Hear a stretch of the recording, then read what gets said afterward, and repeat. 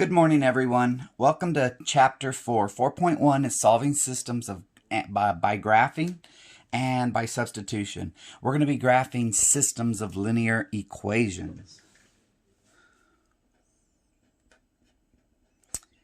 There are three different types of systems of equations depending on their solutions. We'll talk about those.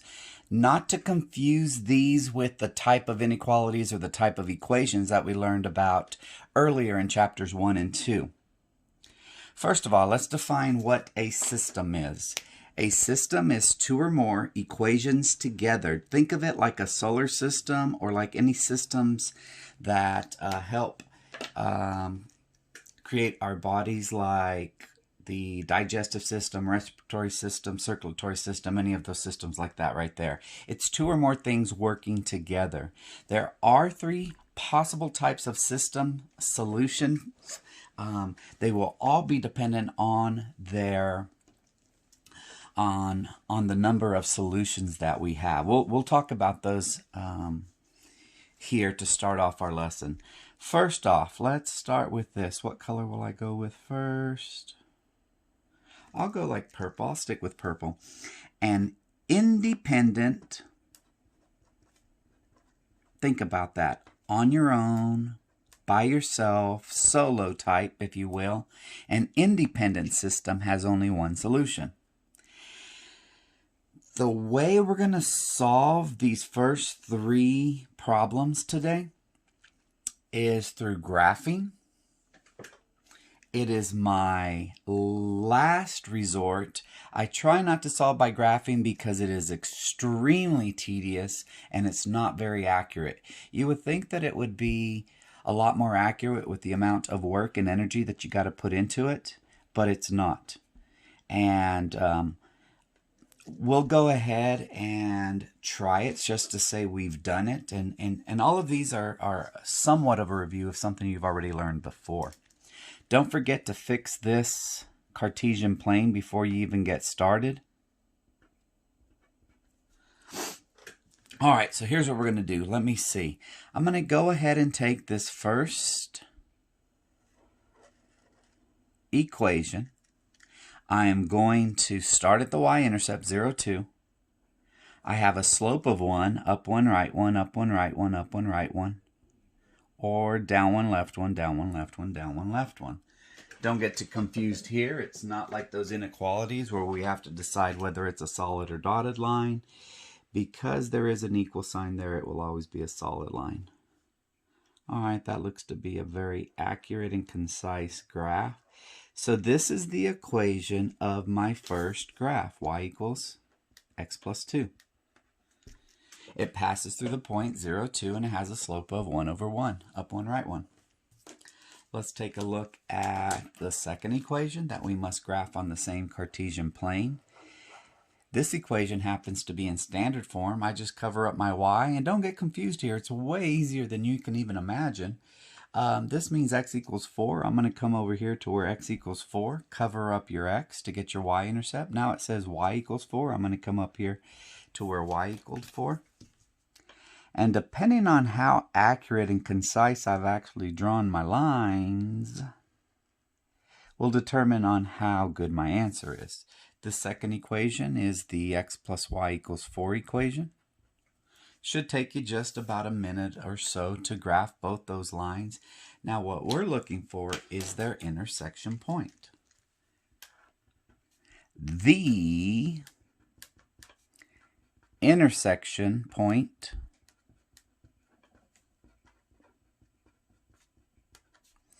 is the solution.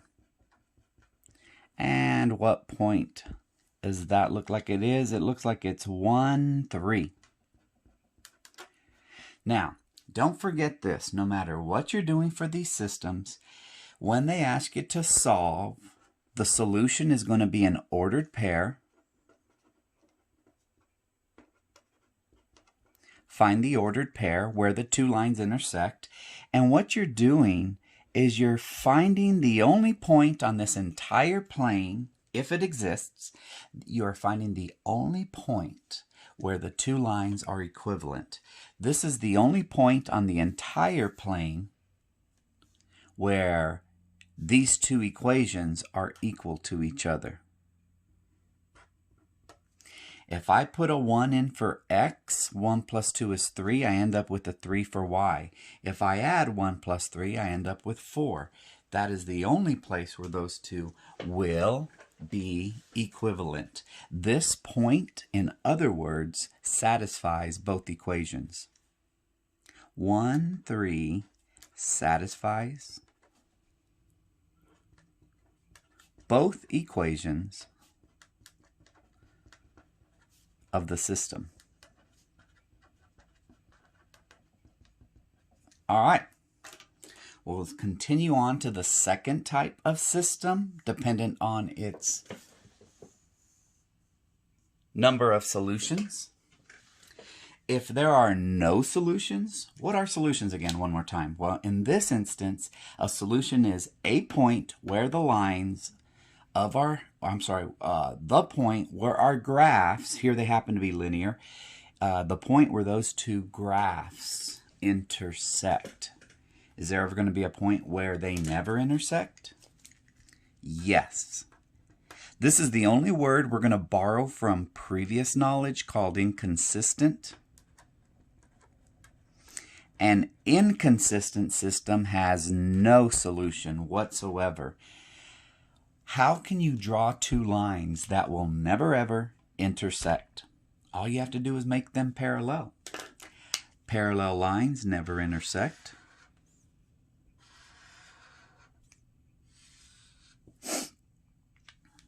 So what you would write as your answer, well, we'll get to that answer in just a minute. Let's throw a y, x, and some numbers.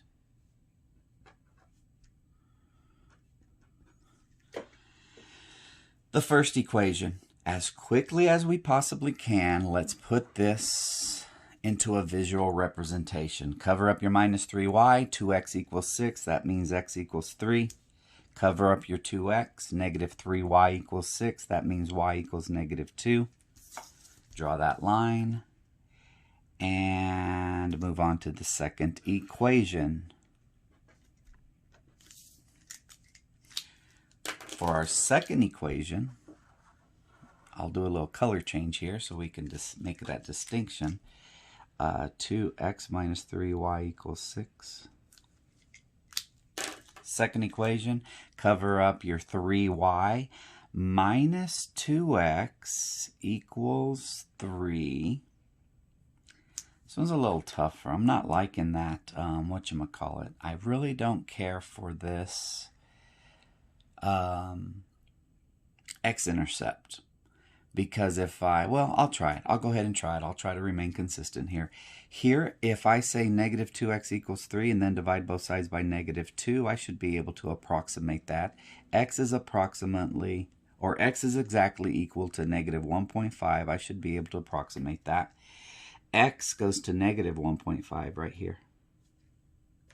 Cover up the minus 2x, 3y equals 3, that means y equals 1 right here. Let's see if I can think of what this does.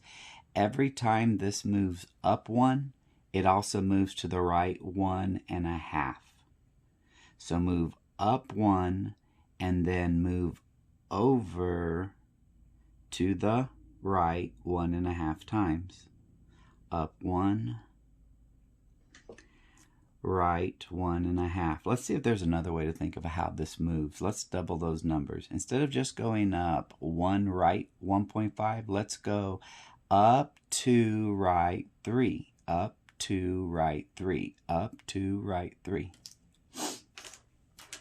Well, if you look closely at these two lines, they both have the exact same slope and different y-intercepts. These are nothing more than parallel lines. So how do you write your final answer? Remember, we're looking for the intersection point. Is there an intersection point? No, there's not. So you can either write null set or empty set. And those two parallel lines are the proof that they never ever intersect. So there is no point on the entire Cartesian plane that can satisfy both of these equations at the same time. It will either make one or the other correct, but it can never make both of them correct simultaneously. Just forgot to write a few little things over here. Oh, I did that one up there. All right, so let's look at the third type of system. First, we have a system that has one solution, that's called independent, a solution that has no solutions, that is inconsistent, and finally, a system that has infinitely many solutions, and this is called a dependent system, the opposite of our first one, dependent. Well, here's the situation. What's going on here? Let's clean up our Cartesian plane as we have already been taught and learned well.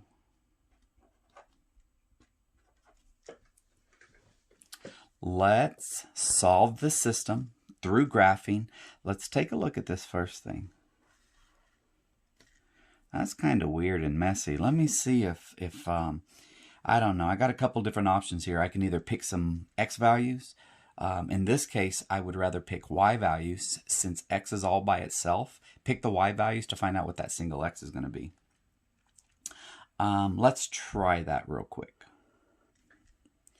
The other option is to rearrange this, distribute, rearrange, and write it into one of the forms that we know. What are the forms of a line? Either point-slope form, standard form, or slope-intercept form. No, this is not another Cartesian plane. It's a t-chart. So let's say this. If y is 0, that's a good value for y. If y is 0, this becomes 0 plus 2. 2 times 2 is 4. So I know 4, 0 is 1 point for this first line. Let's put a negative 2 in here for y. A negative 2 for y means that this is going to zero out. Negative 2 plus 2 is 0. And 0 times 2 is still 0. So 0, negative 2. Hey, just by picking the right numbers, picking a number that's going to zero this out, and kind of, where was I at? Oh, picking a 0 for y, I was able to find both my intercepts. Let's go ahead and draw the line that contains these 2 points. And this is why we love to draw these lines long and as large as we possibly can. Even though I've kind of gone way off the charts, you don't know if these are ever going to intersect. So the longer you draw them, the better you can see if these have any intersection points or if they truly are parallel. This was 2 times the quantity y plus 2 equals x. Now, for this second equation, I'm going to do what I usually do, cover up the minus 2y. X equals 4 again, right here. That's not a mistake. Now, before you say, hey, that's our answer, that's where they intersect, take a little closer look at it. Cover up the x. Minus 2y equals 4. That means y equals negative 2. Hey, what do we got going on here? It looks like we have the exact same lines twice. What do you call whenever one line is graphed directly on top of another line? That is called collinear. When you have collinear lines, then, oh man, I messed up all this little space over here. Not messed it up horribly, but kind of, sort of. I need space to write my answer. I need space to write my answer this time because this is the longest and most unusual of all the answers in the sense that we've never seen anything like this. So here's how you write your answer.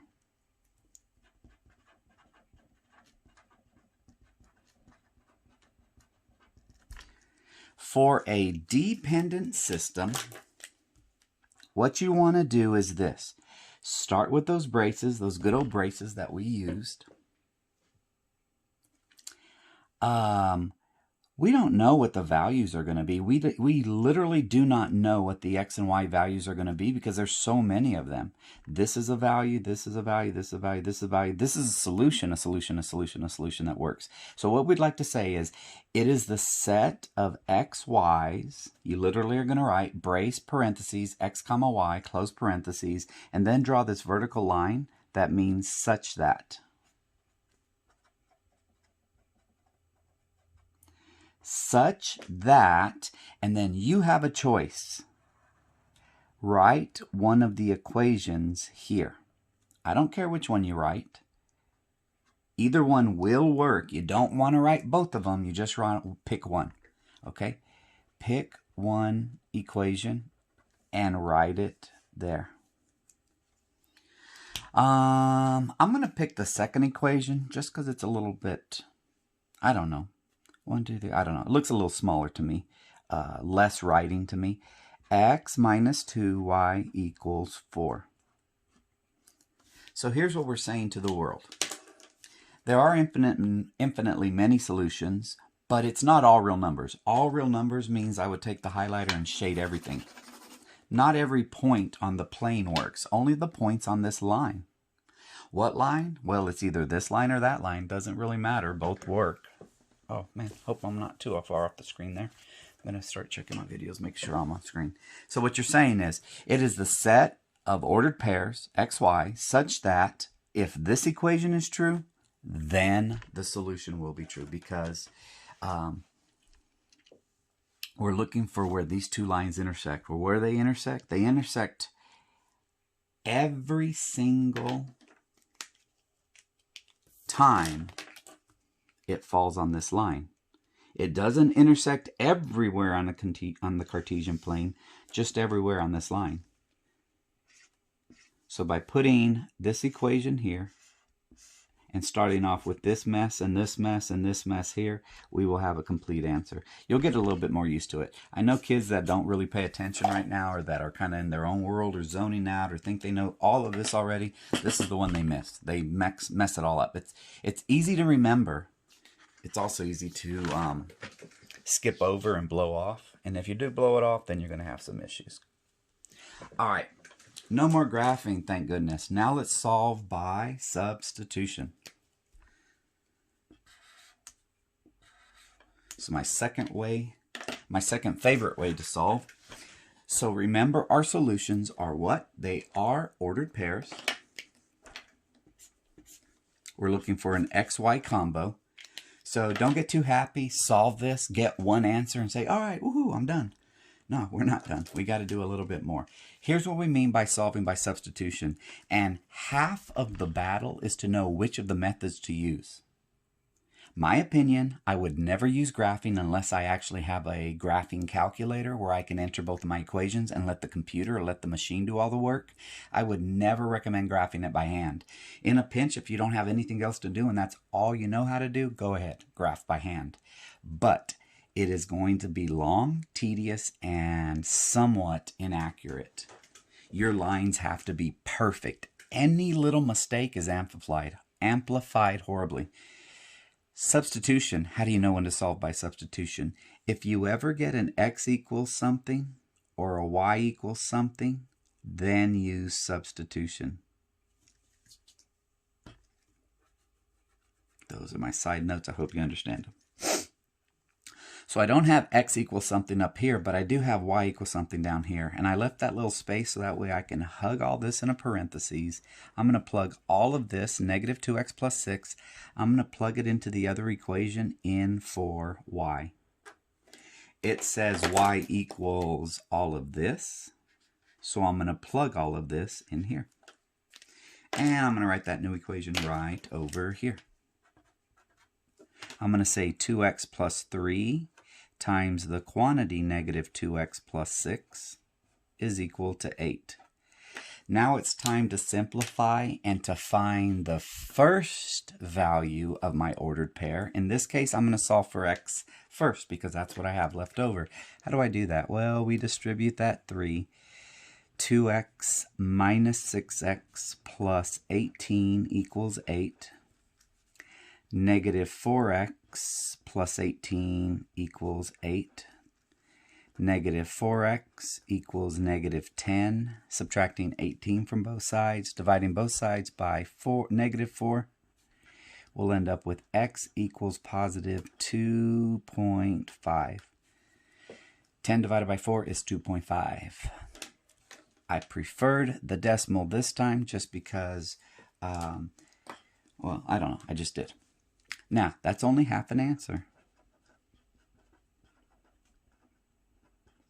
It's only half a solution. I need the other half to it. How do you get the other half? Well, come back over here, plug this 2.5 into this equation here. Y is equal to negative 2 times 2.5 plus 6. Y is equal to negative 5 plus 6. Therefore, Y is equal to 1. I'm going to do a quick check of the math. I should not have to check my second equation. I used the second equation to get this answer. I should only have to check the equation I did not use. Let's see if we're back on screen. We are in frame. So I'm going to put a y in here 3 times. I'm a 1 in here for y. 3 times 1 is 3. I'm going to double 2.5. 2.5 times 2 is 5. 5 plus 3 is equal to 8. So that works out for both of them. I'm not going to make you formally check these every single problem, but that's how you would check it. Now, how do you write your answer? Technically, we should be using braces. We should do braces and parentheses, but as long as you can at least get this parentheses down for me, I'll be happy. The solution is formally brace parentheses 2.5 comma 1 close parentheses close brace. But if you just want to write parentheses 2.5 comma 1, this is okay. Pick one. The formal way using your actual braces at the beginning of them, or just your parentheses. Don't care. All right. Solve. Oops. I forgot to state what type this was. If we have one solution, that translates into an independent system. All right. Example 5. Solve and state the type of solution. I don't have a y equals or x equals, but if I just do this, a quick rewrite, let's move the minus 2y to the other side by adding it, changing its sign. This becomes x equals 2y plus 3. And now I can take all of this and substitute it in there for x. So let's see what that gives me. 2 times the quantity, 2y plus 3, minus 4y equals 7. This time we're going to solve for y first. 4y plus 6 minus 4y equals 7. 4y minus 4y equals 0. We are now left with 6 equals 7. If all your variables go away, you're either going to have a true or a false statement. Please tell me whether this is true or false. If this is a false statement, then there's only one thing to write. It is a null set or an empty set, and we call this an inconsistent system. Not to be confused with the independent system. What does this mean in the long run? By the way, the lines are parallel. If they're parallel, they're never going to intersect. If they never intersect, you're never going to have a solution. Hence, null set. All right, final step. Here we go. Solve and state the type of solution. 2x plus 3y equals 7 plus x plus 4y minus 2. Let's clean this up. Combine like terms. 2x plus 3y equals 7 plus x plus 4y minus 2. I'm going to subtract x from both sides. So this becomes x. I'm going to subtract 4y from both sides. So this becomes minus y equals 7 minus 2 is 5. Now the last thing I'd like to do is this. Remember, this is not the only way to do it. It's just the way I see it right now, and this is what I'd like to show you right now. I can go ahead and use substitution. Let's sub the x minus 5 in for y into this part of the equation right here. So x minus the quantity x minus 5 equals 5. Distribute this negative to both of these guys here and here. X minus x plus 5 equals 5. X minus x cancels out, and we're left with 5 equals 5. A true statement. So that means we have to write the new way to write this. First of all, this is a dependent system. And how do you write the answer to a dependent system? You have to write a brace. You have to write parentheses x comma y, close that, parentheses. It's the set of ordered pairs such that now we have to write one of the equations. I obviously am going to choose this equation to write, y equals x minus 5. Close my brace and box my answer. And that is how we're solving systems in the college algebra way. How to solve systems college algebra way? Pretty easy. It's very similar to solving them every other way you learned it, except what is being asked of you now. You're going to be asked to write the type of system depending on the number of solutions. One solution is independent. No solution is inconsistent. Infinitely many solutions is called dependent. It's not called all real numbers. It's not called IMS, infinitely many solutions. It's called dependent. And the dependent one is the one that you have to write in this format right here. So memorize it, understand it, and use it. Let me know if you have any questions. If not, have a great day.